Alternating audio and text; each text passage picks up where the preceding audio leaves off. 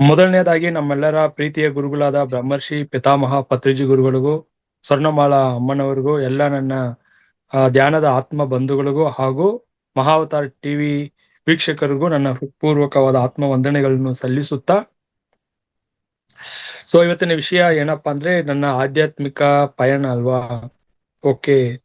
ನಾನು ನನ್ನ ಒಂದು ತಿರುವು ಹೇಗೆ ಆಧ್ಯಾತ್ಮಿಕಕ್ಕೆ, ಯಾವ ಒಂದು ಸನ್ನಿವೇಶ ಪ್ರಸಂಗ ನನ್ನ ಈ ಒಂದು ಆತ್ಮಜ್ಞಾನಕ್ಕೆ ಒಂದು ತಿರುವಾಗಿತ್ತು ಅಂತ ಹಂಚ್ಲಿಕ್ಕೆ ನಾನು ಇಚ್ಛೆ ಪಡ್ತಾ ಇದ್ದೀನಿ. ಓಕೆ, ಮೊದಲನೇದಾಗಿ ನನಗೆ ಫಸ್ಟ್ ಆಧ್ಯಾತ್ಮಿಕ ನಾಟ ಹೇಗೆ ಬಂತು ಅಂದ್ರೆ, ನೋಡಿ, ನಾನು ಬಂದು ಸಾಧಾರಣವಾಗಿ ಸಾಮಾನ್ಯ ವ್ಯಕ್ತಿ ಇದ್ದಾನೆ, ಲೌಕಿಕವಾಗಿ ಸಂಪಾದನೆ ಮಾಡ್ಕೊಂಡು, ಓಕೆ, ಈ ಸಮಾಜ ಹೇಗಿದೆಯೋ ಹಾಗೆ ನಾನು ಸಾಮಾನ್ಯ ವ್ಯಕ್ತಿ, ಸಮಾಜದಲ್ಲಿ ಸಂಪಾದನೆ ಮಾಡ್ಕೊಂಡು ಇದ್ದಂತ ಒಂದು ವ್ಯಕ್ತಿ ಅಲ್ವಾ. ಸೊ ಇವಾಗ ಆಧ್ಯಾತ್ಮಿಕಕ್ಕೆ ಬರ್ಬೇಕು ಅಂದ್ರೆ ಒಂದು ಪೂರ್ವ ಜನ್ಮದ ಒಂದು ಪುಣ್ಯ ಫಲ, ಆ ಒಂದು ಸಂಸ್ಕಾರ ಇರ್ಬೇಕು. ಇಲ್ಲ ಅಂದ್ರೆ ಜೀವನದಲ್ಲಿ ಯಾವ್ದಾದ್ರು ಒಂದು ಕಷ್ಟ ಬಂದಿರ್ಬೇಕು. ಅದೇ ಹೇಳ್ತಾರೆ, ಆ ಕಷ್ಟ ಬಂದಾಗ ವೆಂಕಟರಮಣ. ಹಾಗಾಗಿ ಏನೋ ಒಂದು ದುಃಖ ಬಂದಿದ್ರೆ, ಕಷ್ಟ ಬಂದಿದ್ರೆ, ಬಾಧೆ ಬಂದಿದ್ರೆ ಹಾಗೆ ಅಲ್ವಾ ನಾವು ಆಧ್ಯಾತ್ಮಿಕ ಬರೋದಿಲ್ಲ. ಏನೋ ಒಂದು ಕಾಯಿಲೆ ಬಂದಿದ್ರೆ ಅಲ್ವಾ ಆಧ್ಯಾತ್ಮಿಕ ಬರೋದಿಲ್ಲ ಅಂದ್ರೆ ಬರೋದೇ ಇಲ್ಲ. ಇದ್ರ ಯಾರು ಹೇಳಿದ್ರು ಕೂಡ ನಾನ್ ಚೆನ್ನಾಗೇ ಇದೀನಲ್ಲ, ದುಡ್ಡು ಸಂಪಾದನೆ ಮಾಡ್ತಾ ಇದ್ದೀನಿ, ನನ್ ಏನ್ ಕೊರತೆ ಇದೆ, ಅವಾಗ ಬಾ ದೇವಸ್ಥಾನ ಏನಕ್ಕೆ ಬರ್ಬೇಕು, ದೇವ್ರೆಲ್ಲ ಕೊಟ್ಟಿದಾನಲ್ಲ, ಆ ತರನೇ ನಮ್ಮ ಆಲೋಚನೆಗಳು ಇರುತ್ತಲ್ಲ. ಸೊ ಏನಾದ್ರೂ ಒಂದು ಕೊರಗು, ಏನಾದ್ರೂ ನನ್ನ ಜೀವನದಲ್ಲಿ ಆ ಒಂದು ಕೊರತೆ ಇದ್ರೇನೆ ನಮ್ಗೆ ಈ ಕಡೆ ಸ್ವಲ್ಪ ತಿರುಗ್ತೀವಲ್ವಾ. ಎಲ್ಲಾ ಕೂಡ ಯಶಸ್ಸಾಗಿ ನಡೀತಾ ಇದ್ರೆ ಪರಮಾತ್ಮನ ಬಗ್ಗೆ, ಭಗವಂತನ ಬಗ್ಗೆ ನಾವ್ ವಿಚಾರ ಮಾಡಕ್ಕೂ ಹೋಗಲ್ಲ, ಯಾಕೆ ತಿಳ್ಕೊಬೇಕು ಅಂತ. ಸೊ ಹಾಗಾಗಿ ನನ್ನ ಜೀವನದಲ್ಲಿ ಮೊಟ್ಟ ಮೊದಲಿಗೆ ನನಗೆ ಏನಾಗಿತ್ತಂದ್ರೆ, ನಾನು 8ನೇ ತರಗತಿ ಓದ್ತಿರುವಾಗಿಂದ ನನಗೆ ಕಿವಿನಲ್ಲಿ ಕಿವಿ ಬರ್ತಾ ಇತ್ತು ಯಾವಾಗ್ಲೂ. ನಾನು ENT ಡಾಕ್ಟರ್ ಹತ್ರ ಹೋಗ್ತಾ ಇದ್ದೆ ನಾನು. ಸೊ ಅವ್ರು ಬಂದು ಇದು ಬಂದು 7 ವರ್ಷ ಆದ್ರೂ ಕೂಡ ಅದು ನಿಲ್ತಾ ಇರ್ಲಿಲ್ಲ. ಅಂದ್ರೆ ನನಗೆ 21 ವರ್ಷದ ವಯಸ್ಸು ಆಗೋವರೆಗೂ ಕೂಡ ಅದು ಕಿವಿ ನಿಂತಂಗಿಲ್ಲ. ಯಾಕಂದ್ರೆ ENT ಸ್ಪೆಷಲಿಸ್ಟ್ ಎಲ್ರಿಗೂ ತೋರಿಸ್ತಾ ಇದ್ದೆ ನಾನು. ಇಯರ್ ಡ್ರಾಪ್ಸ್ ಕೊಡೋದು, ಟ್ಯಾಬ್ಲೆಟ್ಸ್ ಕೊಡೋದು.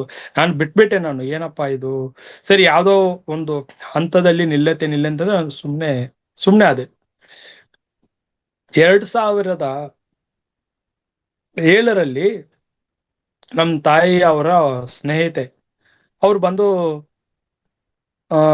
ಕೇಳ್ದ. ನಾನು ಒಂದ್ಸಲ ಕಾಟನ್ ಬಡ್ಸ್ ಇಟ್ಕೊಂಡು ಕ್ಲೀನ್ ಮಾಡ್ತಾ ಇದ್ದೆ. ಸೊ ಅವ್ರು ನೋಡು, ಏನ್ ಕ್ಯೂ ಬರ್ತೇನೋ. ಹೌದು ಅಂತ ಹೇಳಿದೆ.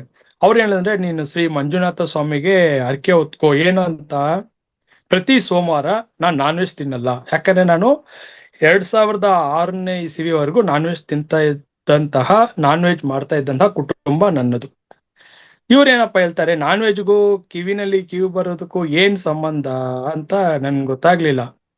ಬಟ್ ಯಾಕಂದ್ರೆ 8ನೇ ತರಗತಿಯಿಂದ ಬರ್ತಾ ಇತ್ತು. ಆಲ್ಮೋಸ್ಟ್ ಇಷ್ಟು ವರ್ಷ ನನ್ಗೆ ಯಾವ್ದು ನಿವಾರಣೆ ಕೊಟ್ಟಿಲ್ಲ. ಬಟ್ ಇವರು ಸರಿ ಎಷ್ಟೆಷ್ಟೋ ಪ್ರಯತ್ನ ಮಾಡಿದೀವಲ್ಲ, ಸರಿ ಒಂದು ನಂಬಿಕೆ ಅಲ್ವಾ. ಬಟ್ ದೇವರ ನಂಬಿಕೆ ಇದ್ದೇ ಇತ್ತು ನನ್ಗೆ ಯಾವಾಗ್ಲೂ. ಬಂದು ದೇವರ ಒಂದು ಆ ನಂಬಿಕೆ ಆಗ್ಲಿ, ದೇವಸ್ಥಾನಕ್ಕೆ ಹೋಗೋದು ಅದೆಲ್ಲ ಇತ್ತು. ಬಟ್ ತುಂಬಾ ಇರ್ಲಿಲ್ಲ. ಅಂದ್ರೆ ಅವಾಗಿಂದ ನನ್ಗೆ ಏನೋ ಗೊತ್ತಿಲ್ಲ, ನನಗೆ ಮಹಾಭಾರತದಲ್ಲಿ ತುಂಬಾ ಒಲವು. ಇವಾಗ ನಾನು ಸ್ಕೂಲಲ್ಲಿ 8ನೇ ತರಗತಿನಲ್ಲಿ ಮಹಾಭಾರತ ಸನ್ನಿವೇಶಗಳು ಯಾವ್ದಾದ್ರು ಹೇಳ್ತಾ ಇದ್ರೆ ತುಂಬಾ ಇಂಟ್ರೆಸ್ಟ್ ಇಂದ ಕೇಳ್ತಾ ಇದ್ದೆ. ಆ ಕನ್ನಡದಲ್ಲಿ ಆಗ್ಲಿ, ಇಂಗ್ಲಿಷ್ ಅಲ್ಲಿ ಯಾವುದೇ ಬಂದ್ರು ಕೂಡ, ಅಂದ್ರೆ whatever related to Mahabharata ಆಗಿರಬಹುದು, ಇಲ್ಲ ಯಾವ್ದಾದ್ರು ಒಂದು ಭಕ್ತಿ ಸಂಬಂಧಪಟ್ಟದ್ದು, ದಾಸರ ಬಗ್ಗೆ ಆಗ್ಲಿ, ಯಾವ್ದ್ರ ಬಗ್ಗೆ ಏನೋ ಗೊತ್ತಾಗ್ತಿಲ್ಲ, ನನ್ಗೆ ಒಂಥರ ಇಂಟ್ರೆಸ್ಟ್ ಅಲ್ಲಿ ತುಂಬಾ ಮೂಡ್ತಾ ಇತ್ತು. ಆ ಇಂಟ್ರೆಸ್ಟ್ ನನ್ಗೆ ಮ್ಯಾಥ್ಸ್ ಅಲ್ಲಿ ಯಾವ್ದ್ರಲ್ಲೂ ಬರ್ತಾ ಇರ್ಲಿಲ್ಲ. ಈ ಮ್ಯಾಥ್ಸ್ ಕೆಮಿಸ್ಟ್ರಿ ಎಲ್ಲ ಹೋಗ್ತಾ ಇರ್ಲಿಲ್ಲ. ಅದ್ ಯಾಕೋ ಗೊತ್ತಿಲ್ಲ, ಇಂಥದ್ರ ಮೇಲೆ ಅವಾಗ ನಾನು ತುಂಬಾ ಇಂಟ್ರೆಸ್ಟ್ ಕೇಳೋದ್ರಲ್ಲಿ, ತಿಳ್ಕೊಳ್ಳೋದ್ರಲ್ಲಿ. ಹೇಗೆ ಹೀಗೆಲ್ಲ ಹೆಂಗ್ ಆಗ್ತಾರ ಅವರು, ಯೋಗಿಗಳಂತೆ, ಜ್ಞಾನಿಗಳಂತೆ, ಹೇಗೆ, ಯಾಕೆ ಇವ್ರ ಜೀವನ ಈ ತರ ಅಂತೆಲ್ಲ ಹೇಳಿ. ಸೊ ಇವರು ಏನಾದ್ರು, ನೀನು ಸೋಮವಾರ ದಿವಸ ಒಂದು 4 ಸೋಮವಾರ ತಿನ್ಬೇಡ, ಸೋಮವಾರ ದಿವಸ ತಿನ್ಬೇಡ ಅಂತ ಹೇಳಿದ್ರು. ಇಷ್ಟು ತಿಂಗಳು ಅಂತ ಹೇಳಿಲ್ಲ, 4 ಸೋಮವಾರ ತಿನ್ಬೇಡ ಅಂತ ಹೇಳಿದ್ರು. ಸರಿ ಆಯ್ತು, ಇದು ಒಂದು ಪ್ರಯತ್ನ ಮಾಡೋಣ ಅಂತ ಹೇಳಿ ಒಂದು 4 ಸೋಮವಾರ ನಿಜವಾಗ್ಲು ನಾನು ತಿಂದೆ ಸೋಮವಾರ 4 ಸೋಮವಾರ ಬಿಟ್ಟಿದ್ದೆ ನಾನು. ಏನಕ್ಕೆ 4 ಸೋಮವಾರ? 4 ಸೋಮವಾರ ಎಲ್ಲ ಇನ್ಮೇಲೆ ತಿನ್ನೋದೇ ಬೇಡ ಅಂತ ನಾನೇನ್ ನಿರ್ಧಾರ ಮಾಡಿದೆ. ಇದು ಏನಾದ್ರು ಅಕಸ್ಮಾತ್ ನಿಂತೋದ್ರೆ ಜೀವಮಾನದಲ್ಲಿ ಇನ್ಮೇಲೆ ನಾನ್ ವೆಜ್ ತಿನ್ಬಾರ್ದು ಅಂತ ನಾನು ಸಂಕಲ್ಪ ಇಟ್ಕೊಂಡೆ. ಹಾಗಾಗಿ ಸೋಮವಾರ ದಿವಸ 4 ಸೋಮವಾರ ಅಲ್ಲಿ ಅವೇರ್ನೆಸ್ ಇಂದ ಏನ್ ಮಾಡಿದ್ರೆ 4 ಸೋಮವಾರ ತಿಂದೇ ಇಲ್ಲ. ಏನ್ ಚಮತ್ಕಾರ ಆಯ್ತಂದ್ರೆ ಇದ್ದಕ್ಕಿದ್ದಾಗೆ ನನ್ಗೆ ಕ್ಯೂ ಬರೆದು ನಿಂತೋಯ್ತು. ನನ್ ಜೀವನದಲ್ಲಿ ಎಷ್ಟು ಖುಷಿ ಆಯ್ತಂದ್ರೆ ನಾ- ಏನಪ್ಪ ಡಾಕ್ಟರ್ಗಳಿಂದ ಕೂಡ ಕ್ಯೂರ್ ಮಾಡದೇ ಇರೋ ಒಂದು ಇದು ಹೇಗಿದು ಸಾಧ್ಯ ಆಯ್ತು. ಸೊ ಆಧ್ಯಾತ್ಮಿಕದ ಒಂದು ಶಕ್ತಿ ಏನಿದ್ರ ಪವಾಡ ಏನಿರ್ಬೇಕು ಅಂತ ಆವಾಗ ಏನ್ ಮಾಡ್ದೆ ನಾನು, ಇದು ಯಾವಾಗ ನಿಂತೋಯ್ತೋ ಅವಾಗಿಂದ. ಯಾಕಂದ್ರೆ ನಮ್ಮ ಮಾವಂದ್ರು ಬಂದು ಜ್ಯೋತಿಷರು, ಆಮೇಲೆ ಅವ್ರು ಬಂದು ದೇವಸ್ಥಾನದಲ್ಲಿ ಅರ್ಚಕರಾಗಿದ್ರು. ಅವ್ರು ಯಾವ ದೇವಸ್ಥಾನದಲ್ಲಿ ಅರ್ಚಕರಾಗಿದ್ರು ಅಂದ್ರೆ ನಮ್ಮ ಗುರುಗಳು 2008ರಲ್ಲಿ ಕಡಪ ಶ್ರೀ ಪರಮಹಂಸ ಸಚ್ಚಿದಾನಂದ ಯೋಗೀಶ್ವರ್ ಅಂತ ಹೇಳಿ ಅವರು ಮಹಾಯೋಗಿ. ಅವ್ರು ಬಂದು ಶ್ರೀಲಂಕಾ, ಮಾಲ್ಡೀವ್ಸು, ಮಲೇಷಿಯಾ, ಸಿಂಗಪೂರ್ ಎಲ್ಲಾ ವಿದೇಶದಲ್ಲೂ ಹೋಗಿ ಅವರು ಆತ್ಮಜ್ಞಾನವನ್ನು ನೀಡಿ ಅವ್ರ ಪವಾಡ ಪುರುಷರು. ಅವರು ಹುಟ್ಟಿದ್ ಬೆಳೆದಿಲ್ಲ ಕಾಂಚೀವರಂ ಅಲ್ಲಿ. ಸೊ ಅವರು ಎಲ್ಲಾ ಕಡೆ ಹೋಗಿ ನಮ್ಮ ಪುಣ್ಯದ ಫಲ ನಮ್ಮ ಈ ಬೆಂಗಳೂರಿಗೆ ಬಂದು ಜೀವ ಸಮಾಧಿ ಆದ್ರು 1956ರಲ್ಲಿ ಇದೇ ಬೆಂಗಳೂರಿನಲ್ಲಿ KP ಅಗ್ರಹಾರ ಅಂತ ಹೇಳಿ ಬಿನ್ನಿಪೇಟೆ ಅಲ್ಲಿ ಜೀವ ಸಮಾಧಿ ಆಗ್ಬೇಕು ಅಂತ ಅವ್ರ ಒಂದು ಸಂಕಲ್ಪ ಇತ್ತು.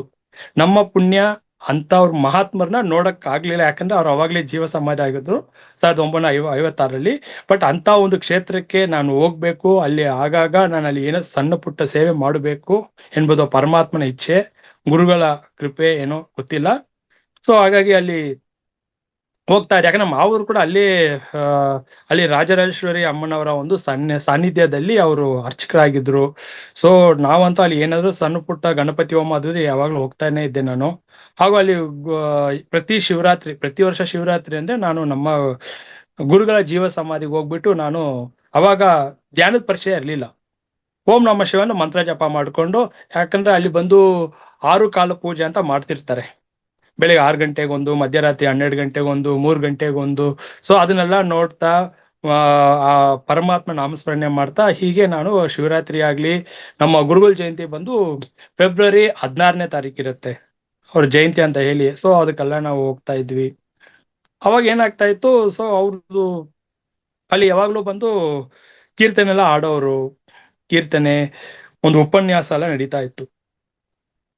ಸೊ ಯಾವಾಗ ನನ್ಗೆ ಆಮೇಲೆ ಏನ್ ಮಾಡ್ತಾ ಇದ್ದೆ ನಾನು, ಆಧ್ಯಾತ್ಮಿಕ ಭಕ್ತಿ ಅಂತ ಒಂದು ಬುಕ್ ಬರ್ತಾ ಇತ್ತು, ಸಪ್ಲಿಮೆಂಟರಿ ಬುಕ್. ಅದನ್ನ ಏನ್ ಮಾಡ್ದ, ತಮಿಳ್ನಲ್ಲಿ ಇತ್ತು. ಅದು ಪ್ರತಿ ಗುರುವಾರ ಅಂದ್ರೆ ತಿಂಗಳಲ್ಲಿ 2 ಗುರುವಾರ ಭಕ್ತಿ ಬುಕ್ ಅಂತ ತಗೊಳ್ತಾ ಇದ್ದೆ. ಆ ಬುಕ್ ಬಂದು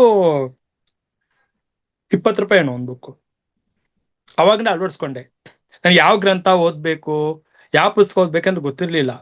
ಸುಮ್ನೆ ಹಾಗೆ ಒಂದು ಪುಸ್ತಕ ನೋಡ್ದೆ ನಾನು, ಭಕ್ತಿ ಅಂತ ಇತ್ತು. ಏನಿರ್ಬೋದು, ಒಂದ್ಸಲ ಬುಕ್ ನೋಡಿದಾಗ ಅದರಲ್ಲಿ ಎಲ್ಲ ಇವಾಗ ರಾಮಕೃಷ್ಣ ಪರಮಹಂಸರ ಬಗ್ಗೆ ಆಗಿರ್ಬಹುದು, ಜ್ಞಾನಿಗಳ ಬಗ್ಗೆ, ಸೊ ದೇವಸ್ಥಾನದ ನಿರ್ಮಾಣ ಅಂದ್ರೆ ಋಷಿ ಮುನಿಗಳು ಯಾವ ತರ ಕಟ್ಟಿದ್ರು, ಅದ್ರ ಸೈನ್ಸ್ ಏನು, ಸೊ ಅದ್ರ ಬಗ್ಗೆ ಎಲ್ಲ ತುಂಬಾ ನನ್ಗೆ ಇಷ್ಟ ಆಗ್ತಾ ಇತ್ತು. ಇನ್ನೊಂದು ಅದ್ರಲ್ಲಿ ತುಂಬಾ ಏನ್ ಬರ್ತಾ ಇತ್ತು ಅಂದ್ರೆ ಶಿವನ ಬಗ್ಗೆ, ಶಿವನ ಮಹಿಮೆ, ಶಿವನ ಲೀಲೆ.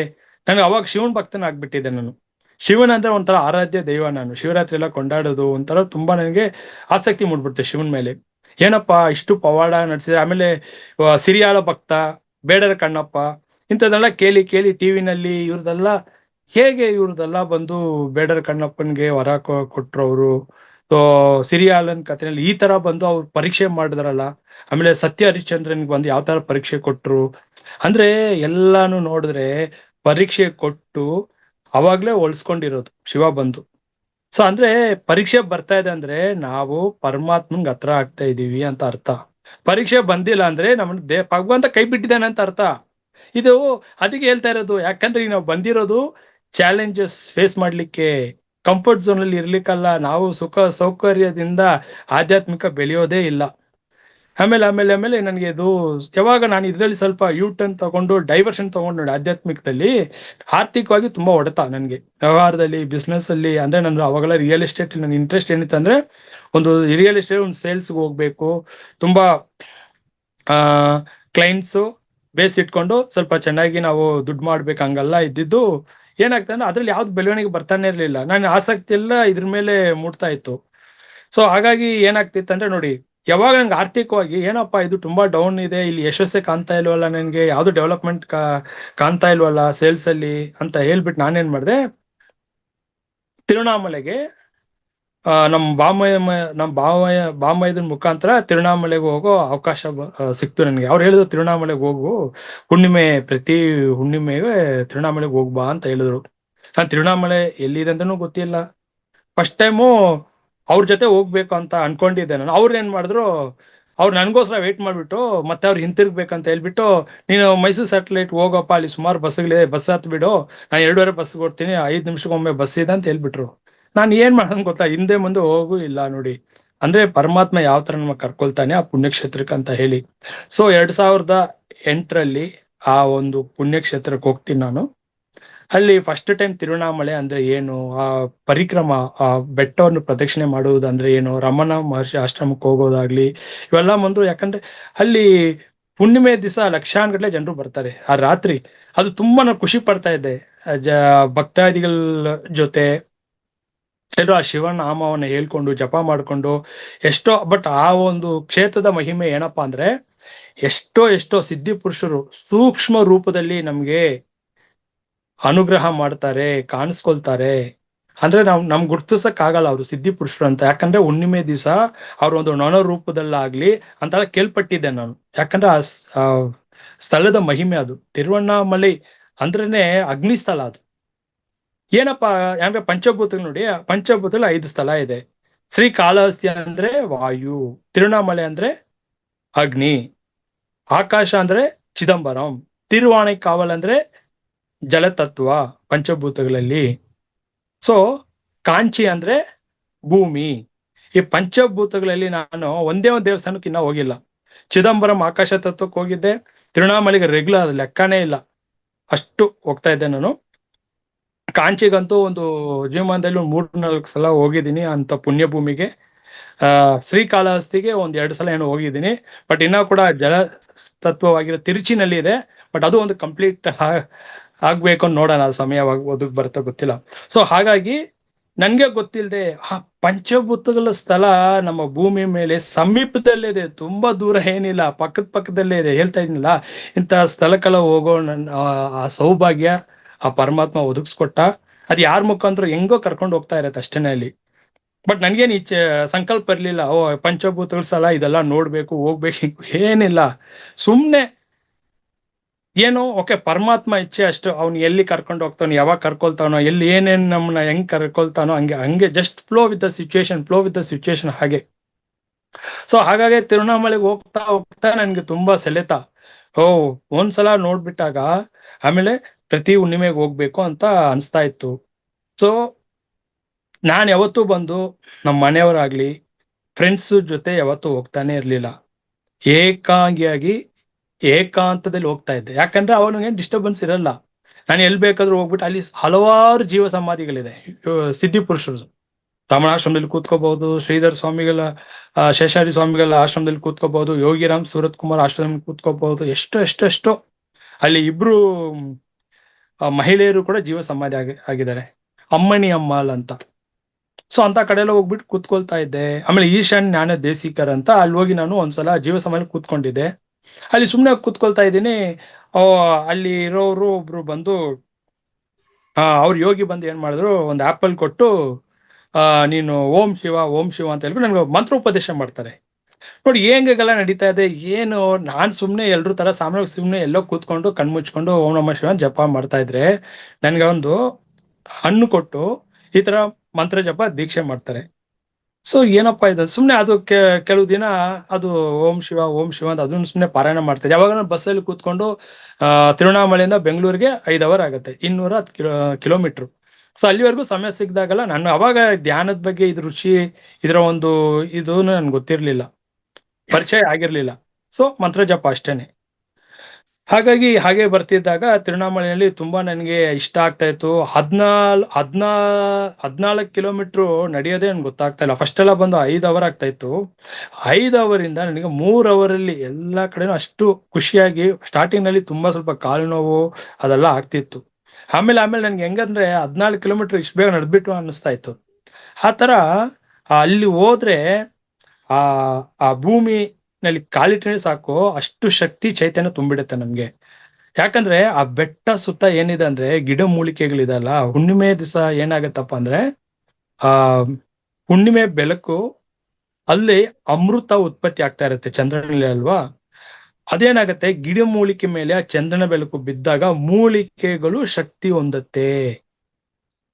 ಅವಾಗ ನಾವೇನ್ ಮಾಡ್ಬೇಕು, ಆ ಹುಣ್ಣಿಮೆ ದಿವಸ ನಾವು ಪರಿಕ್ರಮ ಬೆಟ್ಟ ಸುತ್ತಿದಾಗ ಆ ಗಾಳಿ ತಂಗಾಳಿ ಬರುತ್ತಲ್ಲ, ಅದು ನಾವು ಶ್ವಾಸ ತಗೊಂಡಾಗ, ಆ ಗಾಳಿ ನಾವು ತಗೊಂಡಾಗ ನಮ್ಮಲ್ಲಿ ಏನಾದ್ರೂ ರೋಗಗಳು ಇದ್ರೆ ಆ ಒಂದು ರೋಗ ನಿರೋಧಕ ಶಕ್ತಿ ಉತ್ಪತ್ತಿ ಆಗತ್ತೆ, ಆ ರೋಗವನ್ನು ತಡೆಗಟ್ಟತ್ತೆ. ಸೊ ಇದೆಲ್ಲ ಸೈನ್ಸ್ ನಲ್ಲಿ ಅರ್ಥ ಮಾಡ್ಕೊಂಡೆ ಆ ಸ್ಥಳದ ಮಹಿಮೆ ಏನು ಅಂತ ಹೇಳಿ. ಯಾಕಂದ್ರೆ ಅಷ್ಟು ಗಿಡಮೂಲಿಕೆಗಳು, ಆ ಸಂಜೀವನಿ ಮೂಲಿಕೆಗಳು ಇರುವಂತ ಒಂದು ಸ್ಥಳ ಅದು ತಿರುವಣ್ಣಾಮಲೈ.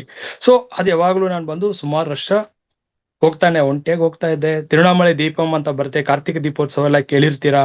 ಬಟ್ ಅದು ಕೂಡ ಏನಂದ್ರೆ ಆ ದೀಪೋತ್ಸವ ಅರ್ಧನಾರೀಶ್ವರ ತತ್ವನೇ ಅದು ಕೂಡ ತೋರಿಸಿರೋದಲ್ಲಿ. ಸೊ ಅಲ್ಲಿ ಕೂಡ ನನಗೆ ಎಷ್ಟೆಷ್ಟೋ ಮಹಾತ್ಮರು ಅಲ್ಲಿ ಜೀವ ಸಮಾಧಿ ಇಸಕ್ಕಿಸಿದ್ದಾರಂತ ಒಂದು ಹೋಗೋ ದಾರಿಗಳೆಲ್ಲ ಬಂದು ತುಂಬಾ ಜೀವ ಸಮಾಧಿಗಳಾಗಿರೋರು ಎಲ್ಲ ಬಂದು ಅವರೆಲ್ಲ ಉರುಳು ಸೇವೆ ಮಾಡಿಕೊಂಡು 14 ಕಿಲೋಮೀಟರ್ ಉರುಳು ಸೇವೆ ಮಾಡಿಕೊಂಡು ಪರಿಕ್ರಮ ಮಾಡಿದವರು. ನಾವು ನಡ್ಕೊಂಡು ಹೋಗಕ್ಕೆ ಕಷ್ಟ ಪಡ್ತೀವಿ, ಕಾಲು ನೋವು ಅದಂತ ಹೇಳ್ತೀವಿ. ಬಟ್ ಆ ಕಾಲದಲ್ಲಿ 14 ಕಿಲೋಮೀಟರ್, ಅವಾಗೇನ್ ತಾರ್ ರೋಡ್ ಎಂತದ್ದು, ಈಗ ಅಂದ್ರೆ ತುಂಬಾ ಡೆವಲಪ್ಮೆಂಟ್ ಮಾಡಿದ್ದಾರೆ. ಬಟ್ ಅವಾಗ ದಾರಿನೆಲ್ಲ ಕಲ್ಲು ಮುಳ್ಳು ಹೇಗಾಗೋ ಇದ್ದಿರುತ್ತೆ ಆ ಕಾಲದಲ್ಲಿ. ಬಟ್ ಅಂತ ಇದ್ರಲ್ಲಿ ಉರುಳು ಸೇವೆ 14 ಕಿಲೋಮೀಟರ್ ಅಂದ್ರೆ ಅಷ್ಟು ಸುಲಭ ಅಲ್ಲ. ಅಂತ ಯೋಗಿಗಳು ಜೀವ ಸಮಾಧಿ ಆಗಿರೋ ಜಾಗಕ್ಕೆ ಹೋಗಿ ನಾನು ಅವಾಗ ಜಪ ಮಾಡ್ತಾ ಇದ್ದೆ. ಬಟ್ ಅವಾಗ ಏನಂದ್ರೆ ಜೀವ ಸಮಾಧಿಗೆ ಹೋಗಂದ್ರೆ ಒಂಥರ ನನ್ಗೆ ಖುಷಿ ಆಗ್ತಾ ಇತ್ತು. ಯಾಕಂದ್ರೆ ಆಮೇಲೆ ನಮ್ ಗುರುಗಳದ್ದು ಜೀವ ಸಮಾಧಿ ಆಗಿದಾರಲ್ಲ ಕೆಳಗಡೆ, ಹೇಗೆ ರಾಘವೇಂದ್ರ ಸ್ವಾಮಿ ಜೀವ ಸಮಾಧಿ ಆಗಿದ್ರು ಆತರ ನಮ್ಮ ಕಡಪ ಶ್ರೀ ಪರಮಹಂಸ ಅಂತ ಹೇಳಿ ನಾನು ಅಲ್ಲಿ ಹೋಗ್ಬಿಟ್ಟು ಅಲ್ಲಿ ಕೂಡ ಧ್ಯಾನ. ಧ್ಯಾನ ಅಂದ್ರೆ ಈಗ 2018ರಲ್ಲಿ ನನಗೆ ಧ್ಯಾನ ಪರಿಚಯ ಆಗಿದ್ದು ನಮ್ಮ PSS ಮುಖಾಂತರ ಪಿರಮಿಡ್ ವ್ಯಾಲಿಗೆ ಹೋಗ್ತಾ ಇದ್ದೆ. ಆಮೇಲೆ ಸೊ ಅದಕ್ ಮುಂಚೆ ಮಂತ್ರ ಜಪ ನಾನು 2017ರಲ್ಲಿ ಸ್ಕೈ ಯೋಗ ಅಂತ ಕುಂಡಲಿ ಯೋಗ ಕಲಿತೆ. ನಾನು 2 ದಿವಸ ವರ್ಕ್ಶಾಪ್ ಅಟೆಂಡ್ ಮಾಡಿ ಆ ಕುಂಡಲಿ ದೀಕ್ಷೆ ತಗೊಂಡೆ, ಕುಂಡಲಿ ಯೋಗ ಕಲಿತೆ ನಾನು. ಅದಕ್ ಮುಂಚೆ 2015ರಲ್ಲಿ ಚಕ್ರಯೋಗ ಕಲಿತೆ. ಅದೇ ಫಸ್ಟ್ ಟೈಮು ಆಧ್ಯಾತ್ಮಿಕದಲ್ಲಿ ಈ ಚಕ್ರಯೋಗ ಅಂದ್ರೆ ಚಕ್ರಗಳ ಅಂದ್ರೆ ಏನಂದ್ರೆ ನನಗೆ ಅದು ಪ್ರಾಕ್ಟೀಸ್ ಮಾಡಿ ಆ ಚಕ್ರಗಳಿಗೆ ಒಂದೊಂದು ಮಂತ್ರ ಇದೆ, ಆ ಮಂತ್ರ ಉಚ್ಚಾಟನೆ ಮಾಡಿ ಆ ಅದು ಚಕ್ರಗಳನ್ನ ನಾವು ಸಕ್ರಿಯಗೊಳಿಸ್ಬೇಕು ಅಂತ ಹೇಳಿ ಆ ವಿದ್ಯೆ ಕಲಿತೆ ನಾನು ಫಸ್ಟ್ ಟೈಮ್. ಅದೇ ಲೈಫಲ್ಲಿ ಒಂದು ವಿದ್ಯೆ, ಒಂದು ಟೆಕ್ನಿಕ್ ಕಲಿತೆ ಅಂದ್ರೆ ಚಕ್ರಯೋಗ. ಅದು ಉಚಿತವಾಗಿ ಡಾಕ್ಟರ್ ಸ್ಫೂರ್ತಿ ಅಂತ ಆಕೆನ ಇವತ್ತು ಕೂಡ ನೆನ್ಸ್ಕೊಳ್ತೀನಿ. ಯಾಕಂದ್ರೆ ಅವರು ಬಂದು ನಿಸ್ವಾರ್ಥ ಸೇವೆ, ಯಾರತ್ರ ಯಾವ್ದು ದುಡ್ಡು ತಗೊಳ್ದೆ ಉಚಿತವಾಗಿ ಪ್ರತಿ ಶನಿವಾರ ನಮ್ಮ ಒಂದು ಜಯನಗರ 7th ಬ್ಲಾಕ್ ಅಲ್ಲಿ ಅವ್ರದ್ದು ಆ 4ರಿಂದ 6ವರೆವರೆಗೂ ಮಾಡೋರು, ಧ್ಯಾನ ಮಾಡಿಸೋರು. ಒಂದು ಮ್ಯೂಸಿಕ್ ಹಾಕ್ಬಿಟ್ಟು ಮೃತ್ಯುಂಜಯ ಮಂತ್ರ ಹಾಕಿ ಆಮೇಲೆ ಲಂ ಬಂ ಎಂ ಹಂ ಓಂ ಅಂತ ಹೇಳ್ಬಿಟ್ಟು ಆ ಮಂತ್ರಗಳ ಹಾಕ್ಬಿಟ್ಟು ಅದು ತುಂಬಾ ಒಂಥರ ಮನ್ಸಿಗೆ ತುಂಬಾ ಹಗುರ ಅನಿಸ್ತಾ ಇತ್ತು ನನ್ಗೆ. ಅದು ಕಲಿತೆ. ಆಮೇಲೆ ಕುಂಡಲಿ ದೀಕ್ಷೆ ತಗೊಂಡೆ ನಾನು. ಸೊ ಇದೆಲ್ಲ ಏನಕ್ಕಪ್ಪ ಅಂದ್ರೆ ಓಕೆ ಇದೆಲ್ಲ ಏನಿದೆ ಇದ್ರಲ್ಲಿ ಸ್ವಲ್ಪ ತಿಳ್ಕೊಳ್ಳೋಣ, ಒಂದು ಎಕ್ಸ್ಪೀರಿಯನ್ಸ್ಗೋಸ್ಕರ ಅಷ್ಟೇನೆ. ಇದಾನಿ ಅದಾಗ್ಬೇಕು, ಇದ್ರ ಬಗ್ಗೆ ಯಾವ ಇಚ್ಛೆನೇ ಇರಲಿಲ್ಲ, ಒಂದು ಎಕ್ಸ್ಪೀರಿಯನ್ಸ್ ಅಲ್ವಾ. ಸೊ ಯಾವ ತರ ಇರ್ಬೋದು ಅಂತ ಕುಂಡಲಿ ದೀಕ್ಷೆ ತಗೊಂಡೆ. ಬಟ್ ಅದನ್ನ ನಾನು ಶ್ರದ್ಧೆಯಿಂದ ಪ್ರಾಕ್ಟೀಸ್ ಮಾಡ್ಲಿಲ್ಲ. ಬಟ್ ಅದರ ಒಂದು ಯಾವ ತರ ಇದೆ ಆ ದೀಕ್ಷೆ, ಅದರ ಒಂದು ಕ್ರಿಯೆ, ಅದರ ಒಂದು ಯಾವ ತರ ಯೋಗ ಅನ್ನೋದು ನನಗೆ ಅದು ಅರ್ಥ ಆಯ್ತು. ಸೊ ಅದ ನಂತರ ಆನಾಪಾನ ಸತಿ ನನಗೆ ಯಾವಾಗ ಪರಿಚಯ ಆಯ್ತಲ್ವಾ, ಇದು ತುಂಬಾ ಸುಲಭ ಆಗಿದೆಲ್ಲಪ್ಪ, ಶ್ವಾಸವನ್ನು ಗಮನಿಸ್ಬೇಕು ಅಷ್ಟೇ ಅಲ್ವಾ. ಸರಿ ಗಮನಿಸೋಣ ಅಷ್ಟೇ, ಗಮನಿಸ್ಕೊಂಡು ಶ್ವಾಸ ನಿಶ್ವಾಸ ಇದನ್ನೇ ಗಮನಿಸೋಣ ಅಂತ ನಾನು ಏನ್ ಮಾಡ್ತಾ ಇದ್ದೆ, 2018ರಿಂದ ಶ್ವಾಸವನ್ನು ಗಮನಿಸಕ್ ಶುರು ಮಾಡಿದೆ. ಹೋಗಿ ಪಿರಮಿಡ್ ವ್ಯಾಲಿನಲ್ಲಿ ಕಿಂಗ್ ಚೇಂಬರ್ ಅಲ್ಲಿ ಕೂತ್ಕೊಂಡೆ, ಎಷ್ಟೆಷ್ಟೋ ಸರ್ಕಸ್ ಮಾಡಿದೆ 2 ವರ್ಷ. ಧ್ಯಾನದ ಅನುಭವನೂ ಆಗ್ಲಿಲ್ಲ ನನ್ಗೆ, ಆ ಧ್ಯಾನನೂ ಕುದುರ್ಲಿಲ್ಲ. ಹೋಗಿ ಸುಮ್ನೆ 1 ಅವರ್ 2 ಅವರ್ ಕೂತ್ಕೊಂಡು ಟೈಮ್ ಪಾಸ್ ಅಂತ ಆಗ್ತಾ ಇತ್ತು. ಸುಮ್ನೆ ನಾನು ಕಣ್ ಮುಚ್ಕೊಂಡು ಮನೇಲಿ ಇರ್ಬೋದಾ, ನನ್ಗೆ ಒಂಥರ ಈ ಯಾರ್ಯಾರು ಏನೇನೋ ಅನುಭವಗಳೆಲ್ಲ ಹೇಳ್ತಾರಲ್ಲ, ಕಿಂಗ್ ಚೇಂಬರ್ ಕುತ್ಕೊಂಡ್ ಬಿಟ್ರೆ ಆಸ್ಟ್ರಲ್ ಟ್ರಾವೆಲ್ ಆಗ್ಬಿಡುತ್ತೆ, ಹಾರ್ಬಿಡ್ತಾರೆ ಅಂತಾರೆ ಹೇಳ್ತಾರಲ್ಲಪ್ಪ. ನಾನ್ ಕೂತ್ಕೊಂಡ್ರೆ ಆ ಕಿಂಗ್ ಚೇಂಬರ್ ಶೇಕ್ ಆಗತ್ತಲ್ಲ, ನಡ್ಕೊಂಡ್ ಬರ್ತಾರೆ ಇಳಿತಾರಲ್ಲ, ಅದು ಮಾತ್ರ ಫೀಲ್ ಆಗ್ತಾ ಇತ್ತು. ನಾನ್ ಕಣ್ಮುಚ್ಕೊಂಡ್ರೆ ನನ್ಗೇನಾದ್ರೂ ನನ್ ದೇಹ ಏನಾದ್ರು ಸೂಕ್ಷ್ಮ ಶರೀರ ಆಚೆ ಹೋಗ್ತಿದಿ, ನಾನ್ ಬೇಕಾದ್ರೆ ಆತರ ಭಾವಿಸ್ಕೋಬಹುದು ಅಷ್ಟೇನ ಇಲ್ಲಿ. ಸೊ ಏನಕ್ಕೆ ಇದು ಹೇಳ್ತಾ ಇದೀನಿ ಅಂದ್ರೆ, ಎಕ್ಸ್ಪೆಕ್ಟೇಷನ್ ಇಂದ ನಾನು ಧ್ಯಾನ ಕೂತ್ಕೊಂಡಾಗ ಏನ್ ಆಗ್ಲಿಲ್ಲ. You believe it or not. Patriji ಅವರು ಒಂದ್ಸಲ ಏನ್ ಕ್ಲಾಸ್ ಅಲ್ಲಿ ಹೇಳಿದಂದ್ರೆ, ಧ್ಯಾನದಲ್ಲಿ ಯಾವ ಎಕ್ಸ್ಪೆಕ್ಟೇಷನ್ ಇಟ್ಕೋಬೇಡ, ಅದ್ ಏನಾಗ್ಬೇಕು ನನ್ನ ಕರ್ಮಕ್ಕೆ ಅನುಗುಣವಾಗಿ ನನ್ನ ಸಂಸ್ಕಾರದಲ್ಲಿ ಏನಿದೋ ಅದೇ ನಡೆಯೋದು. ಎಲ್ರಿಗೂ ಆಸ್ಟ್ರಲ್ ಟ್ರಾವೆಲ್ ಆಗೋದಾಗ್ಲಿ, ಈ ಥರ್ಡ್ ಐ ಎಕ್ಸ್ಪೀರಿಯನ್ಸ್ ಆಗ್ಲಿ, ಪಾಸ್ಟ್ ಲೈಫ್ ನೋಡೋದು ಇದೆಲ್ಲ ಬೇಕಾಗಿಲ್ಲಪ್ಪ. ಇವಾಗ ನಿನ್ಗೆ ಈ ಜನ್ಮದಲ್ಲಿ ನಿನ್ ಏನು ಪ್ರಾಪ್ತಿ ಇದೆಯೋ ಅದೇ ಆಗೋದು. ಇವಾಗ ನನ್ನ ಆತ್ಮಜ್ಞಾನದಲ್ಲಿ ಒಳುವಿತ್ತಂದ್ರೆ ನನ್ನ ಈ ಆತ್ಮಕ್ಕೆ ಅದು ಮಾತ್ರ ಗ್ರಹಿಸ್ಕೊಳ್ದೆ, ಅದು ಮಾತ್ರ ತಗೊಳುತ್ತೆ. ಯಾಕಂದ್ರೆ ಇದಕ್ಕೆ ಈ ಅನುಭವ ಬೇಗ, ಬಹುಶಃ ಹಿಂದಿನ ಜನ್ಮದಲ್ಲಿ ಆಗಿರ್ಬೋದು, ಪಾಸ್ಟ್ ಲೈಫ್ ಎಕ್ಸ್ಪೀರಿಯನ್ಸ್ ಆಗಿರ್ಬೋದು, ಥರ್ಡ್ ಎಕ್ಸ್ಪೀರಿಯನ್ಸ್ ರಾಷ್ಟ್ರ ಆಗಿರ್ಬೋದು, ಅದೆಲ್ಲ ರುಚಿ ನೋಡ್ಬಿಟ್ಟಿರುತ್ತೆ, ಅನುಭವ ಎಕ್ಸ್ಪೀರಿಯನ್ಸ್ ಆಗ್ಬಿಟ್ಟಿರುತ್ತೆ. ಬಟ್ ಈಗ ಇದು ಬೇರೆ ಒಂದು ಎಕ್ಸ್ಪೀರಿಯನ್ಸ್ಗೋಸ್ಕರ ಬಂದಿರುತ್ತೆ. ಮತ್ತೆ ನಾನು ಇವಾಗ ಬಂದು ಅದೇ ಎಕ್ಸ್ಪೀರಿಯನ್ಸ್ ಮಾಡ್ಬೇಕಂದ್ರೆ ಅದೆಲ್ಲ ಮುಗ್ದೋಗಿರೋದನ್ನ ಮತ್ತೆ ನಾನು ಅದನ್ನ ತಿಳ್ಕೋಬೇಕು, ಅನುಭವ ಪಡ್ಕೋಬೇಕು ಅಂತ ಅವಶ್ಯಕತೆ ಇಲ್ಲ ಅದು. ಯಾಕಂದ್ರೆ ಅದೆಲ್ಲ ಒಂದು ಸಿದ್ಧಿಗಳು, ಅತೀಂದ್ರಿಯ ಶಕ್ತಿ. ಬಟ್ ನನಗೆ ಯಾವತ್ತೂ ಬಂದು ಅತೀಂದ್ರಿಯ ಶಕ್ತಿ ಮೇಲೆ ನಾಟ ಇರ್ಲಿಲ್ಲ. ಯಾಕಪ್ಪ ಅಂದ್ರೆ ಅದೇ ಹೇಳ್ತಾ ಇದೀನಲ್ಲ, ನಂಗೆ ಸಿಕ್ಕಿರೋಲ್ಲ ಆತ್ಮಜ್ಞಾನಿಗಳು, ಯೋಗಿಗಳು. ಬಟ್ ನನ್ಗೆ ಯಾರು ಬಂದು ಅತೀಂದ್ರಿಯ ಶಕ್ತಿ ಬಗ್ಗೆ ಮಾತಾಡ್ಲಿಲ್ಲ. ನಾನು ಇಲ್ಲಾಂದ್ರೆ ನಾನು ಕುಂಡಲಿನಿ ಪ್ರಾಕ್ಟೀಸ್ ಮಾಡಿ ಮಾಡಿ ಒಂದು ಕುಂಡಲಿನಿ, ಯಾಕಂದ್ರೆ ನನ್ಗೆ 2 days ವರ್ಕ್ಶಾಪ್ ನಲ್ಲಿ ಸರ್ಟಿಫಿಕೇಟ್ ಎಲ್ಲ ಹೇಳಿದ್ರು, ಇವಾಗ certified as A kundalini master, ನೀವು ನಾನು ಯಾರು ಬೇಕಾದ್ರೂ ನೀನು ಕುಂಡಲಿನಿ ಯೋಗ ಕಳ್ಸ್ಕೊಡ್ಬೋದು ಅಂತ ಸರ್ಟಿಫೈ ಮಾಡಿದ್ರು. ಬಟ್ ನಾನು ಗೊತ್ತು ನನ್ಗೆ ಕ್ರಿಯೆ ಯೋಗ ಕುಂಡಲಿನಿ, ಬಟ್ ಇದು ಯಾರಿಗೂ ನಾನು ಬಂದು ಕುಂಡಲಿನಿ ಬಗ್ಗೆ ನಾನು ಕ್ಲಾಸು ಮಾಡ್ಲಿಲ್ಲ, ಗೈಡು ಮಾಡೋದು ಇಲ್ಲ, ದೀಕ್ಷೆ ಕೊಡೋದು ಇಲ್ಲ. ಯಾಕಂದ್ರೆ ಸತ್ಯ ಏನಪ್ಪಾ ಅಂದ್ರೆ, ಇದೇನೋ ಒಂದು ದಿನದಲ್ಲಿ ಆಗೋ ಒಂದು ಚಮತ್ಕಾರನೋ ಅದ್ಭುತನೋ ಅಲ್ಲ ಇದು. ಯಾಕಂದ್ರೆ ಹಿಮಾಲಯದಲ್ಲಿ 12 ವರ್ಷ ಕುಂಡಲಿನಿ ಯೋಗಕ್ಕೋಸ್ಕರ 12 ವರ್ಷ ತಪಸ್ ಮಾಡಿದ ಯೋಗಿಗಳು, ನಾವು ಹೆಂಗೆ ಇಲ್ಲಿ ಬಂದ್ಬಿಟ್ಟು 1 ವರ್ಷದಲ್ಲಿ, ಇವಾಗ ಎಷ್ಟೆಷ್ಟು ಕೋರ್ಸ್ ಇದೆಯಲ್ಲ, 3 months ಕೋರ್ಸು, 1 month ಕೋರ್ಸು, ಕುಂಡಲಿ ಜಾಗೃತಿ ಮಾಡ್ಬಿಡ್ತೀವಿ ಇಲ್ಲ ಒಂದೇ ದಿನದಲ್ಲಿ, ಅವೆಲ್ಲ ಯಾವ್ದು ನಡೆಯಲ್ಲ. ಸೊ ಆ ತರ ಒಂದು ಬೋಗಸ್ ಇದಕ್ಕೆ ಹೋಗಿ ನಾವೆಲ್ಲೂ ಸಿಕ್ಕಾಕೋಬಾರ್ದು. ಸೊ ಹಾಗಾಗಿ ನಾನು ಅದ್ರ ಮೇಲೆ ಬಟ್ ತಿಳ್ಕೊಳ್ತಾ ಇದ್ದೆ ವಿಷಯಗಳು. ಹಿಂಗೆಲ್ಲ ಇದೆಯಾ ಚಕ್ರಗಳು, ಕುಂಡಲಿನಿ ಶಕ್ತಿ ಅಂದ್ರೆ ಏನು. ಸೊ ಯಾವಾಗ ನಾನು ಈ ಜ್ಞಾನದ ಕಡೆ ಬಂದಾಗ ನಾನು ಆತ್ಮ, ನಾ ಶುದ್ಧ ಪರಬ್ರಹ್ಮನು, ಓಕೆ, ಪರಮಾತ್ಮನ ಸ್ವರೂಪ ಅಂದಾಗ, ಬಟ್ ಇದೆಲ್ಲ ಕೂಡ ಯಾರಿಗ ಬೇಕಾಗದ ಅನುಭವ ಅಲ್ಲ, ಮನಸ್ಸಿಗೆ ತಾನೆ. ಈ ಮನಸ್ಸು ತಾನೆ ಅನುಭವಿಸ್ತಾ ಇರೋದು ಕುಂಡಲಿನಿ ಜಾಗೃತಿ ಆಗೋದಾಗ್ಲಿ, ಚಕ್ರಗಳ ಬಗ್ಗೆ ಎಲ್ಲ ತಿಳ್ಕೊಳ್ತಾ ಇರೋದು, ಅನುಭವಿಸ್ತಾ ಇರೋದು ಎಲ್ಲ ಮನಸ್ಸೇ ಅಲ್ವಾ. ನಾನು ಮನಸ್ಸಿಗೆ ಅತೀತ ಅಲ್ಲಪ್ಪ. ಸೊ ಅಂತ ಹೇಳಿ ಆ ಜ್ಞಾನ ಯಾವಾಗ ನನಗ್ ಬಂತು, ಯಾವಾಗ ನಾನೇ ಆತ್ಮ, ನಾನೇ ಪರಮಾತ್ಮ, ನಾನೇ ಶುದ್ಧ ಪರಬ್ರಹ್ಮನು, ಎಲ್ಲವೂ ನಾನೇ, ಐ ಆಮ್ ದಟ್, ತತ್ವಮಸಿ, ಅಹಂ ಬ್ರಹ್ಮಾಸ್ಮಿ, ಆ ಜ್ಞಾನ ನನಗೆ ಯಾವಾಗ 2023ರಲ್ಲಿ ನನ್ಗೆ ಅರಿವಾಯ್ತು ಅದ್ರ ಬಗ್ಗೆ. ಸೊ ಅವಾಗಿಂದ ನಾನೇನ್ ಮಾಡಿದೆ, ಕ್ಲಾಸ್ಗಳೆಲ್ಲ ಬಂದು ಆತ್ಮಜ್ಞಾನ, ಬ್ರಹ್ಮಜ್ಞಾನ, ಉಪನಿಷತ್ಸ್ ಜ್ಞಾನ, ವೇದಾಂತಗಳ ಜ್ಞಾನ, ಸೊ ಇಂಥದ್ ಕಡೆನೆ. ಆಮೇಲೆ ರಮಣ ಮಹರ್ಷಿ ಅವ್ರು ತಿಳಿಸ್ಕೊಟ್ಟಂತಹ ಉಪದೇಶ ಸಾರ, ಸೊ ಇಂಥದ್ರ ಮೇಲೆ ನಾನು ತಿಳ್ಕೊಳಕ್ಕೆ ತುಂಬಾ ತುಂಬಾ ತುಂಬಾ ನಾನು ಸಮಯ ಕೊಟ್ಟೆ. ನಾನು ರಮಣ ಮಹರ್ಷಿ ಅವರು ಯಾಕೆ ಎಲ್ಲ ಅಂತಂತ ದೊಡ್ಡ ಗಣ್ಯ ವ್ಯಕ್ತಿಗಳೆಲ್ಲ ಬಂದು ಅವ್ರು ನೋಡಕ್ ಬಂದ್ರು.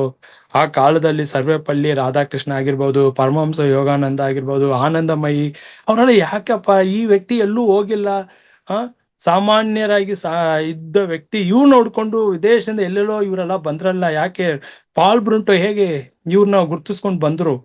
ಸೊ ಹಾಗಾಗಿ ಅದೆಲ್ಲ ವಿಚಾರ ಮಾಡಿದಾಗ ಗೊತ್ತಾಯ್ತು, ಯಾವಾಗ ಯಾರಲ್ಲಿ ಆತ್ಮಜ್ಞಾನದ ಮೇಲೆ ಸೆಳೆತ, ಆ ಶ್ರದ್ಧೆ ಇರುತ್ತೋ, ತಾನಾಗಿ ನಾವೆಲ್ಲೂ ಯಾರನ್ನು ಹುಡ್ಕೊಂಡು ಹೋಗೋ ಅವಶ್ಯಕತೆ ಇಲ್ಲ, ಯಾವ್ದನ್ನು ಬೇಡ ಅವಶ್ಯಕತೆ ಇಲ್ಲ.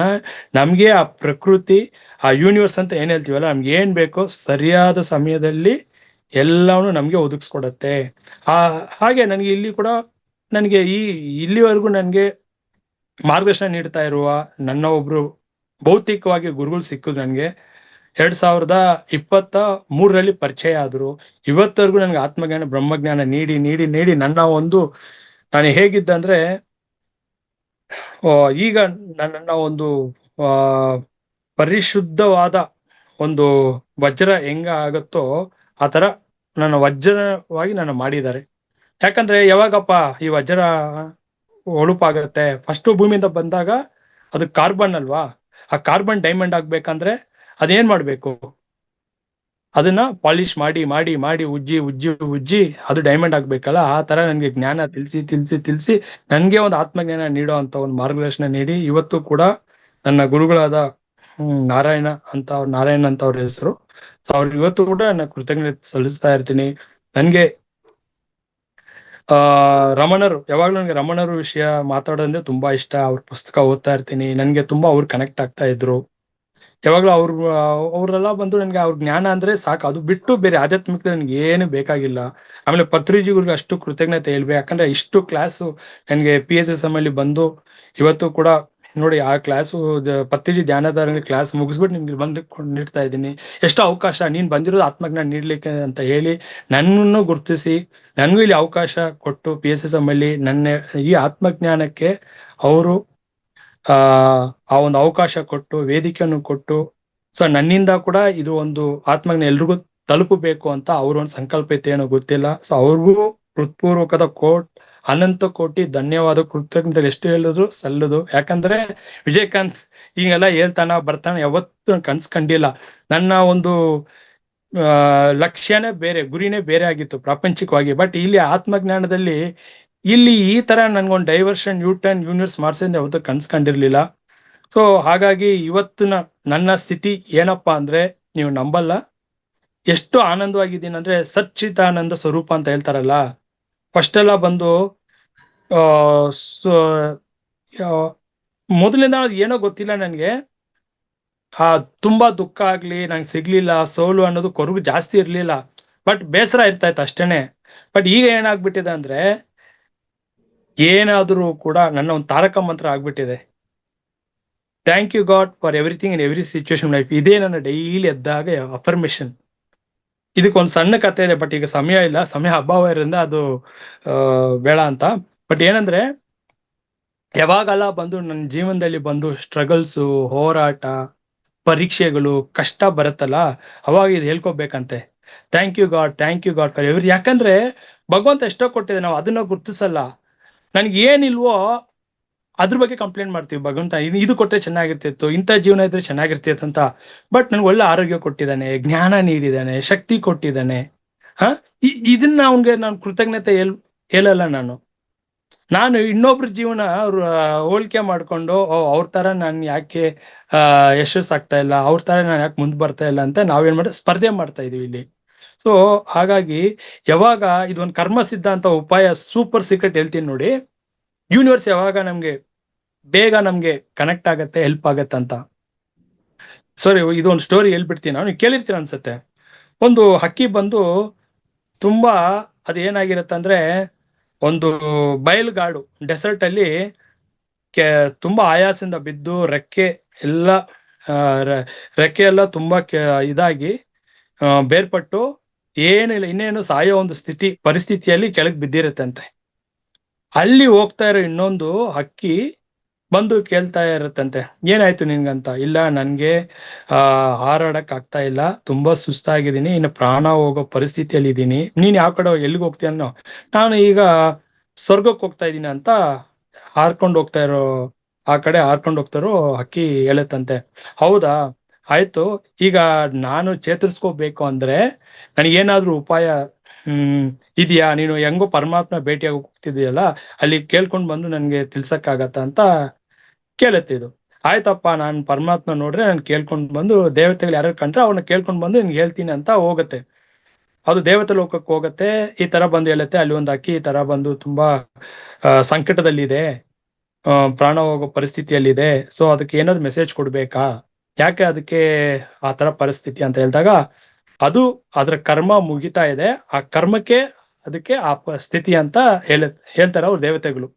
ಸರಿ, ಬಟ್ ಅದಕ್ಕೆ ಏನಾದ್ರೂ ಉಪಾಯ ಇದೆಯಾ ಚೇತರಿಸ್ಕೊಳ್ಳಕ್ಕೆ, ಸಾಮಾನ್ಯ ಸ್ಥಿತಿ ನಾರ್ಮಲ್ ಸ್ಥಿತಿಗೆ ಬರಲಿಕ್ಕೆ ಅಂತ ಕೇಳಿದಾಗ, thank you God for everything and every situation my life. Thank you ಅಂತ ಯಾರು ಹೇಳ್ಕೊಳ್ತಾರೋ, ಎಷ್ಟೇ ಒಂದು ತಗ್ಗೋದ್ರು ಕೂಡ, ಅಂತ ಪರಿಸ್ಥಿತಿಯಲ್ಲಿ ಕೂಡ ಯಾರು ಕೃತಜ್ಞತೆ ಸಲ್ಲಿಸ್ತಾರೋ ಯೂನಿವರ್ಸ್ಗೆ, ಗ್ರಾಜುವಲಿ ಕ್ರಮೇಣ ಅದರಿಂದ ಚೇತರಿಸ್ಕೊಂಡು ಅವ್ರಿಗೆ ಒಳಿತಾಗತ್ತೆ ಅಂತ ಹೇಳಿ ಕಳಿಸ್ತಾರೆ ದೇವತೆಗಳು. ಅದು ಬಂದು ಹೇಳ್ತಾರೆ, ಹೋಗಿದ್ದಪ್ಪ ಈ ತರ ದೇವತೆಗಳನ್ನ ನೋಡ್ದೆ, ಹಿಂಗ್ ಹೇಳಿ ಕಳ್ಸಿದ್ರು ಅಂತ. ಹೌದಾ, ಏನ್ ಮಾಡುತ್ತೆ ಅಂದ್ರೆ ಇದು ಹಂಗೆ ಹೇಳ್ಕೊಳ್ತಾ ಇರುತ್ತೆ, thank you God for everything and every situation life. ನನ್ನ ಜೀವನದಲ್ಲಿ ಆಗಿರೋ ಎಲ್ಲದು ಒಳ್ಳೆಯದಕ್ಕೆ. Everything happens for good. Thank you God for everything. ನನ್ಗೆ ಏನ್ ಇದುವರೆಗೂ ನೀಡಿದೆಯಲ್ಲ ಎಲ್ಲದಕ್ಕೂ ಕೃತಜ್ಞತೆ ಹೇಳ್ತಾ ಹೇಳ್ತಾ ಇಲ್ಲ ಏನಾಗುತ್ತೆ, ಕ್ರಮೇಣ ರೆಕ್ಕೆ ಬೆಳಿತಾ ಇರತ್ತಂತೆ, ಅದು ಸುಧಾರಿಸ್ಕೊಳ್ತಾ ಇರತ್ತೆ, ಅಲ್ಲಿ ಮಳೆ ಬರತ್ತಂತೆ, ಅದರಿಂದ ಮತ್ತೆ ಕೆಲವೇ ದಿನಗಳಲ್ಲಿ ಹಾಯಾಗಿ ಹಾರತ್ತಂತೆ.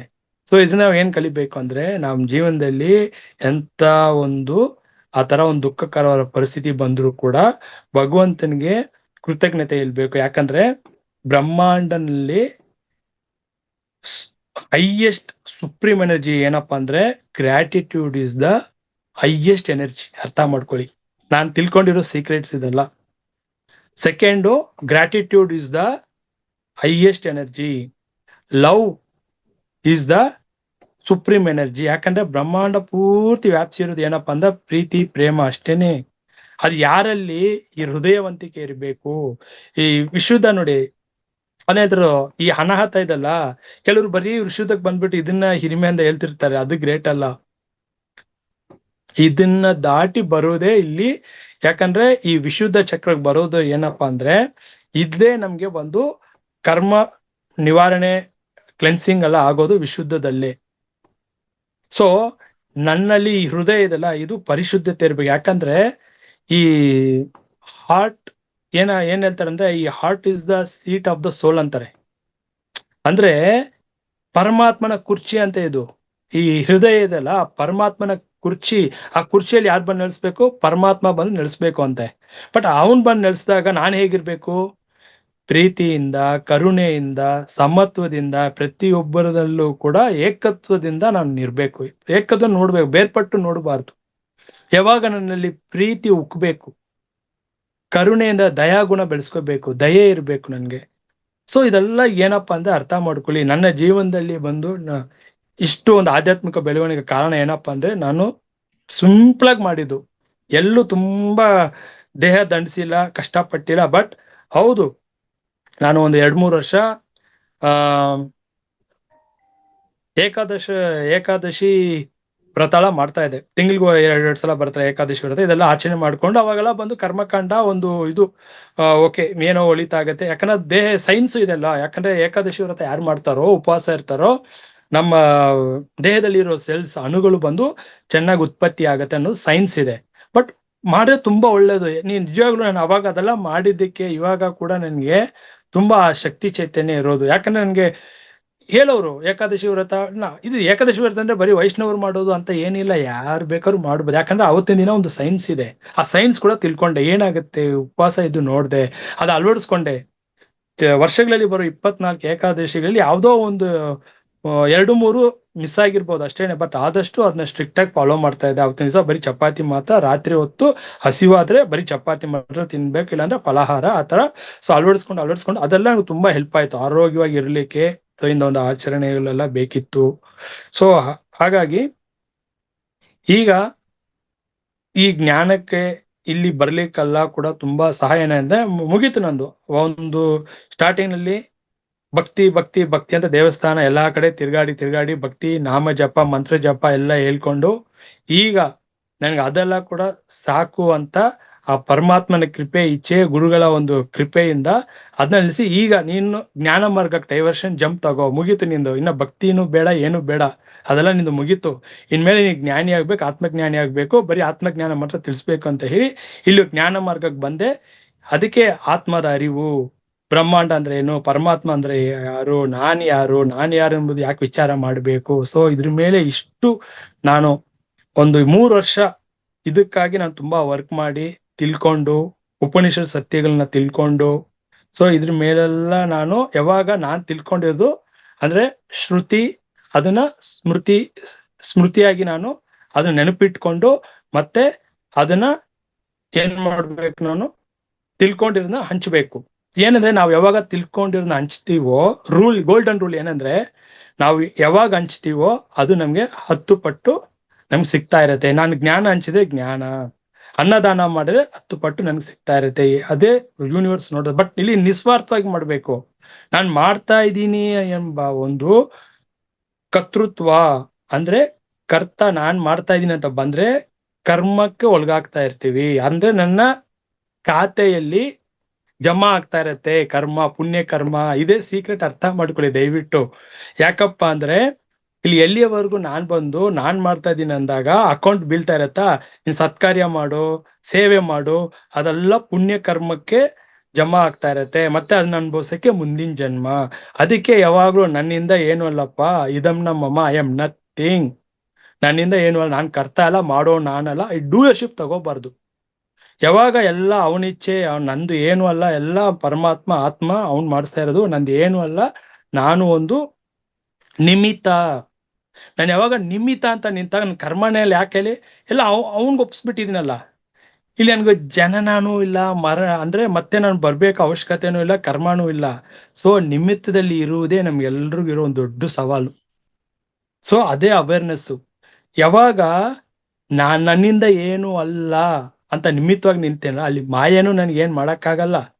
ನನ್ಗೆ ಕರ್ಮ ಕೂಡ ಈ ಜನ್ಮದಲ್ಲಿ ಏನ್ ತಗೊಂಡ್ ಬಂದಿದೆಯಲ್ಲ, ಅದು ಬಿಟ್ಟು ಬಾಣ, ಅದು ಪ್ರಾರಬ್ಧ, ಅದು ಅನುಭವಿಸ್ಲೇಬೇಕು. ಬಟ್ ಸಾವಿರಾರು ಜನ್ಮದಿಂದ ಮಾಡಿಟ್ಟಿದಿಲ್ಲ, ಸಂಚಿತ ಬುಟ್ಟಿಯಲ್ಲಿ ಇದೆಲ್ಲ, ಯಾವುದು ಕೂಡ ನನ್ ಕೆಲಸ ಮಾಡಲ್ಲ, ಅದೆಲ್ಲವೂ ಕೂಡ ಜಡ ಆಗ್ಬಿಡತ್ತೆ. ಇದೇ ರಮಣರು ಹೇಳಿರೋದು. ಅದಕ್ಕೆ ಈಗೋ ಮೇಲೆ ಕೆಲಸ ಮಾಡು, ಡೂಪ್ಲಿಕೇಟ್ ಐ ಮೇಲೆ ವರ್ಕ್ ಮಾಡು. ಡೂಪ್ಲಿಕೇಟ್, ಇವಾಗ ನಾನು ಡೂಪ್ಲಿಕೇಟ್ ಐ, ಬಟ್ ನನ್ನ ಗಮನ ಎಲ್ಲಿರ್ಬೇಕು, ಸದಾ ಮಾಡ್ತಾ ಇರೋನು ಒರಿಜಿನಲ್ ಐ, ಪರಮಾತ್ಮ, ಆತ್ಮ, ಬ್ರಹ್ಮನು, ಶುದ್ಧ ಪರಬ್ರಹ್ಮನು ಅಂತ ನನ್ನ ಯಾವಾಗ್ಲೂ ಆ ಪ್ಯೂರ್ ಅವೇರ್ನೆಸ್ ಮೇಲೆ ನನ್ನ ಚಿಂತನೆ ಇರ್ಬೇಕು. ಆ ಚಿಂತನೆಯಲ್ಲಿ ಇದ್ದಾಗ ಏನಾಗತ್ತಪ್ಪ ಅಂದ್ರೆ, ಈ ಜನ್ಮದಲ್ಲಿ ಒಂದು ತಗೊಂಡ್ ಬಂದು ಒಂದು 3-4 ಕರ್ಮ ಏನಿದೆಯೋ, ನನ್ನ ಆಯುಷ್ ಒಂದು 60 ವರ್ಷ 70 ವರ್ಷದಿಂದ ಅಲ್ಲಿವರೆಗೂ ನಾನು ಅನುಭವಿಸಿ ತೀರ್ಸ್ಬಿಡ್ತೀನಿ. ಅವಾಗ ಜೀವನ್ ಮುಕ್ತ. ಈಗ ನನಗೆ ಜ್ಞಾನ ಬಂದಿದೆ, ಸಾಕ್ಷಾತ್ಕಾರ ಆಗಿದೆ, ಆತ್ಮನ ಪರಿಚಯ ಆಗಿದೆ, ನಾನು ಯಾರಂತ ತಿಳ್ಕೊಂಡಿದ್ದೀನಿ. ಈಗ ಜೀವನ್ ಮುಕ್ತ. ಈಗ ನನ್ನ ಆಯುಸ್ಸು ಮುಗಿಯೋ ಅಂತ ಬಂದಾಗ ವಿದೇಹ ಮುಕ್ತ.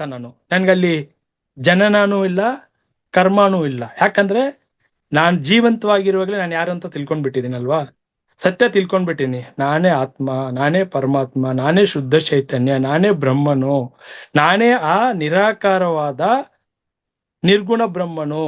ಬಟ್ ಇಲ್ಲಿ ಮುಂದೆ ಇದಕ್ ಮುಂಚೆ ನಾನು ಸಗುಣ ಬ್ರಹ್ಮನ ಆರಾಧನೆ ಮಾಡ್ತಾ ಇದ್ದೆ, ಮೂರ್ತಿ ಪೂಜೆ, ದೇವಸ್ಥಾನಕ್ಕೆ ಹೋಗೋದು. ಸೊ ಅದು ಬೇಕಾಗಿತ್ತು, ಅದೊಂದು ಮೆಟ್ಟಿಲ್ ನನ್ಗೆ ಬೇಕಾಗಿತ್ತು. ಸೊ ಅದನ್ನ ಕೂಡ ಅದೇ ಪರಮಾತ್ಮ ಅರಿವು ಕೊಟ್ಟು, ನೀನ್ ಮೂರ್ತಿ ಪೂಜೆ ಸಾಕಪ್ಪ, ನೀನ್ ನಿರಾಕಾರಿ ನೀನು. ಸೊ ನೀನ್ ನಿರಾಕಾರದಲ್ಲೇ ನೀನು ಆ ಶುದ್ಧ ಚೈತನ್ಯ ಅರಿಯಬೇಕು. ಸೊ ಹೇಗೆ ಇವಾಗ ಕರೆಂಟ್ ಇದಪ್ಪ, ಈ ಕರೆಂಟ್ನ ಕಾಣ್ಲಿಕ್ಕಾಗತ್ತಾ? ಹಾಗೆ ಆ ಶುದ್ಧ ಚೈತನ್ಯ, ಅದನ್ನ ಯಾರು ಕಾಣ್ಲಿಕ್ಕಾಗಲ್ಲ. ಬಟ್ ಆ ಕರೆಂಟ್ ನ ಬಳಸ್ಕೊಂಡು ನಾವು ವಾಷಿಂಗ್ ಮಿಷಿನ್, ಫ್ರಿಡ್ಜ್ ಎಲ್ಲವನ್ನೂ ಉಪಯೋಗಿಸ್ಕೊಳ್ತೀವಲ್ಲ, ಆ ಕರೆಂಟೇ ಶುದ್ಧ ಚೈತನ್ಯ ಅಂತ ಅರಿವು ಆದಾಗ, ನನ್ನಿಂದ ಏನು ಇಲ್ಲ ಅಂತ ಆದಾಗ, ಅವಾಗ ಏನಾಗುತ್ತೆ, ಈ ಅಹಂ ತತ್ವ ಇದಲ್ಲ, ಈ ಅಹಂಕಾರಿ, ಇವನು ಸುಮ್ಮನೆ ಸೈಲೆಂಟ್ ಆಗ್ಬಿಡ್ತಾನೆ. ಬಟ್ ಇದೇ ಸ್ಥಿತಿನಲ್ಲಿ ಪ್ರತಿ ಕ್ಷಣ ಇರ್ಬೇಕು, ನಾನು ಆತ್ಮ, ನಾನು ಪರಮಾತ್ಮ. ಇಲ್ಲಿ ಯಾವಾಗ ನಾನೊಂದು ಗುರ್ತಿಟ್ಕೊಂಡು, ನಾ ಒಂದು ಟೈಟಲ್ ಹಾಕೊಂಡು ಗುರ್ತಿಟ್ಕೊಂಡು ಹೇಳ್ಸ್ಕೊಂಡು ಬರ್ತಾ ಇದ್ರೆ ಏನಾಗತ್ತಂದ್ರೆ ಕರ್ಮ ಸೇರ್ತಾ ಇರುತ್ತೆ. ಸೊ ಈ ಸೀಕ್ರೆಟ್ಸ್ ಎಲ್ಲ ತಿಳ್ಕೊಂಡೆ. ಆಮೇಲೆ ಪ್ರತಿನಿತ್ಯ ಆದಷ್ಟು ನಾವೇನಾದ್ರೂ ಜೀವ ಕಾರುಣ್ಯದಿಂದ ಇರ್ಬೇಕು.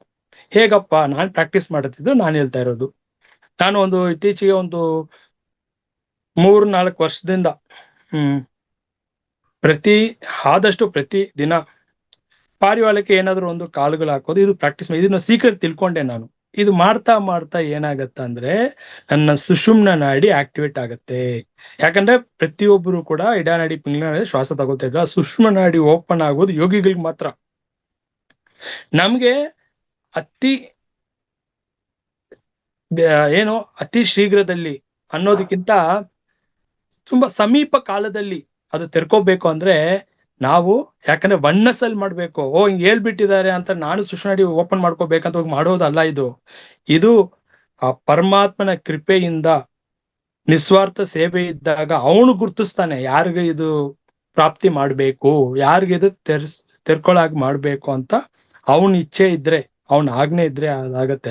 ಸೊ ಇನ್ನು ಪಾರಿವಾಳಕ್ಕಾಗಿ, ಯಾಕಂದ್ರೆ ಅದು ಒನ್ನಸ್ ಬರುತ್ತಲ್ಲ, ಓಕೆ ಅದು ಬೇರೆ ನಾನ್ ಬೇರೆ ಅಲ್ಲ. ನೋಡಿ, ಯಾವಾಗ ನನ್ನ ದೃಷ್ಟಿಕೋನ ಚೇಂಜ್ ಆಗುತ್ತೋ, ಪ್ರತಿಯೊಂದರಲ್ಲಿ ಕೂಡ ಪ್ರಾಣಿ ಪಕ್ಷಿ ಜೀವ ಜಂತುಗಳೆಲ್ಲ ಕೂಡ ಪರಮಾತ್ಮನೇ ಇದೆ. ಕೃಷ್ಣ ಕೂಡ ಮಮಾತ್ಮ ಸರ್ವಭೂತಾತ್ಮ ಅಂತ ಭಗವದ್ಗೀತೆ ಹೇಳಿರೋದಲ್ವಾ. ಎಲ್ಲದರಲ್ಲೂ ಕೂಡ ನಾನೇ ಇದ್ದೀನಪ್ಪ. ನನ್ನನ್ನು ಎಲ್ಲರೂ ಕಾಣೋ ಸ್ಥಿತಿಗೆ ಬಂದ್ರೆ, ಕಾಣಕ್ಕಾದ್ರೆ ನೀನು ಅವಾಗ ಯೋಗಿ. ಸೊ ಆ ತರ ನಾವು ಇವಾಗ ಅಳವಡಿಸ್ಕೋಬಹುದಲ್ಲ. ಸೊ ಈ ತರ ಅಳವಡಿಸ್ಕೊಂಡು ಆಧ್ಯಾತ್ಮಿಕದಲ್ಲಿ ಸೊ ನಮ್ಗೆ ಗೊತ್ತಾಗ್ಬಿಡುತ್ತೆ ನಾವ್ ಯಾವ ಹಂತದಲ್ಲಿ ಇದೀನಿ, ನನ್ನ ಬೆಳವಣಿಗೆ ಹೇಗ್ ಆಗ್ತಿದೆ ಅಂತ ನಮ್ಗೆ ಅಲ್ಲಿ ಗೊತ್ತಾಗತ್ತೆ. ಸೊ ಹಾಗಾಗಿ ಇವಾಗ ಆ ಕುಂಡಲಿನಿ ಜಾಗೃತಿ ಆಗ್ಲಿ, ಏನೇನು ಅನುಭವ ಆಗ್ಬೇಕು, ಆ ಒಂದು ಕಾಸ್ಮಿಕ್ ಎನರ್ಜಿ ಅನ್ನೋದು ನಾನೇನು ಬಯಸಿ ಹೋಗಿ ಎಲ್ಲೋ ಕೂತ್ಕೊಂಡು ಮಾಡೋದಲ್ಲ.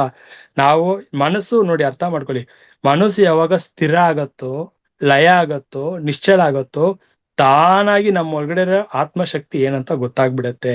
ಸೊ ಆ ಕುಂಡಲಿ ತಾನಾಗಿ ಜಾಗೃತಿ ಆಗುತ್ತೆ. ನಾವೇನೋ ಕೂತ್ಕೊಂಡು ಯಾವ್ದೋ ಕೋರ್ಸ್ ಮಾಡಿ ಕಲಿಯೋ ಅವಶ್ಯಕತೆನೇ ಇಲ್ಲ. ಯಾಕಂದ್ರೆ ನಾನು ಯಾವಾಗ ನಿಸ್ವಾರ್ಥದಿಂದ ಆ ಯೂನಿವರ್ಸ್ ಕನೆಕ್ಟ್ ಆಗ್ತೀನಿ ನೋಡಿ, ಸರೆಂಡರ್ ಆಗಿ, ಈಗೋ ಇಲ್ಲದೆ ತಾನಾಗಿ ಕುಂಡಲಿನಿ ಜಾಗೃತಿ ಆಗುತ್ತೆ.